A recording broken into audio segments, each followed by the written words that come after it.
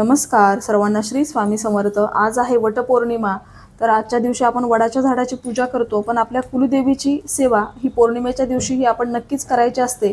तर आपल्याला आता कुलदेवीच्या टाकावर, मूर्तीवर किंवा फोटोवर लवंगांचं अर्चन करायचे। त्यासाठी आपल्याकडे मूर्ती, फोटो असेल तर तो वाटीमध्ये घ्यायचा, असा टाक असेल तर, आणि आता फोटो असेल तर तो तुम्ही पाटावर ठेवला तरी चालेल। मग आपल्याला कुलदेवीला हळदी कुंकू लावून घ्यायचे। शुद्ध गाईच्या तुपाचा इथं दिवा लावून घेतलाय। आपल्या स्वतःला सुद्धा आपण हळदी कुंकू लावून घ्यायचं, बसायला आसन घ्यायचं, आणि अशा अखंड आपल्याला 11 लवंगा घ्यायचेत। लवंगा घेताना त्या तुटलेल्या फुटलेल्या नसाव्या, अखंड फुल असणारी लवंग आपल्याला घ्यायची, आणि एक लवंग हातात घ्यायची। 11 वेळेला आपल्याला नवार्णव मंत्र म्हणायचा आहे आणि लवंगाचं अर्चन करायचंय। परत दुसरी लवंग हातात घ्यायची, परत 11 वेळा आपल्याला नवार्णव मंत्र म्हणायचा आहे, आणि ही लवंग सुद्धा आपल्याला देवीच्या चरणी अर्पण करायची। अशा 11 ही लवंगा आपण एक एक घेऊन मंत्र म्हणून देवीच्या चरणी अर्पण करायचेत। आता ही सेवा झाली की रात्रभर या लवंगा देवीजवळ अशाच ठेवायच्या, आणि दुसऱ्या दिवशी सकाळी आपण त्या काढून घ्यायच्या।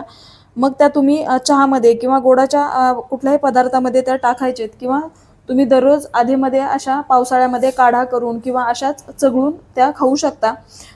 तर अशा पद्धतीने आपल्याला ही लवंगांची सेवा करायची आहे। लवंग ही आपल्या कुलदेवीला, माता लक्ष्मीला अतिशय प्रिय आहे।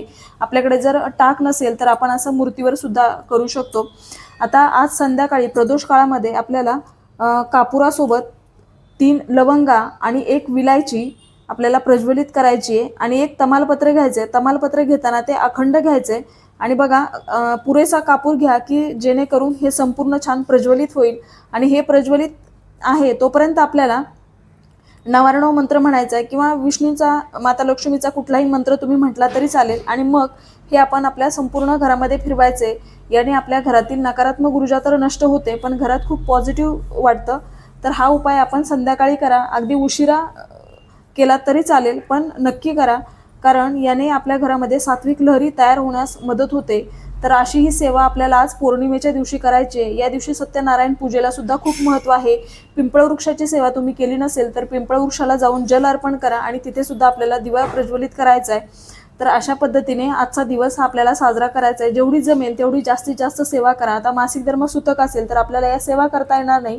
अशा वेळेला आपण फक्त नामस्मरण करायचं आहे, ओम नमो भगवते वासुदेवाय या मंत्राचा आपल्याला जेवढा होईल तेवढा जास्तीत जास्त मंत्रजाप करायचा आहे। अशी सत्यनारायण पूजा तुम्ही घरच्या घरी स्वतः करू शकता। सर्वांना श्री स्वामी समर्थ।